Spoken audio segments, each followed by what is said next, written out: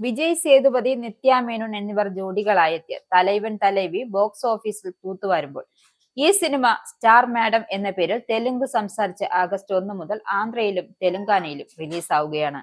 ആഗോള വിജയം നേടിയ തലൈവൻ തലവിയെ നായകൻ വിജയ് സേതുപതി, സംവിധായകൻ പാണ്ഡ്യരാജ് എന്നിവരുടെ ശക്തമായ തിരിച്ചുവരവിന്റെയും ഉയർത്തെഴുന്നേൽപ്പിന്റെയും സിനിമയായി വിശേഷിപ്പിക്കാം.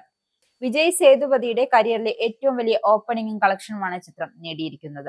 മഹാരാജയ്ക്ക് മുമ്പും ശേഷവും പറയത്തക്ക ബോക്സ് ഓഫീസ് വിജയമൊന്നും തമിഴിൽ താരത്തിന്റെ ക്രെഡിറ്റിലില്ല.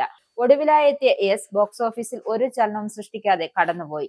എന്നാൽ തലൈവൻ തലവിയുടെ മഹാവിജയം വിജയ് സേതുപതിക്ക് ഉന്മേഷകരമായ ഉയർത്തെഴുന്നേൽപ്പാണ് നൽകിയിരിക്കുന്നത്. റിലീസിന്റെ ആദ്യത്തെ ഒരാഴ്ച പൂർത്തിയാകുമ്പോൾ ചിത്രത്തിന്റെ തമിഴ് പതിപ്പിന്റെ കളക്ഷൻ മാത്രം ആഗോളതലത്തിൽ 50 കോടി താണ്ടുമെന്നാണ് കണക്കുകൾ സൂചിപ്പിക്കുന്നത്. സംവിധായകൻ പാണ്ഡ്യരാജനും ഇത് ശക്തമായ തിരിച്ചുവരവിന്റെ ചിത്രം കൂടിയാണ്. സൂര്യ നായകനായ എതിർക്കും തുനിന്തവനായിരുന്നു പാണ്ഡ്യരാജന്റെ ഒടുവിലത്തെ ചിത്രം.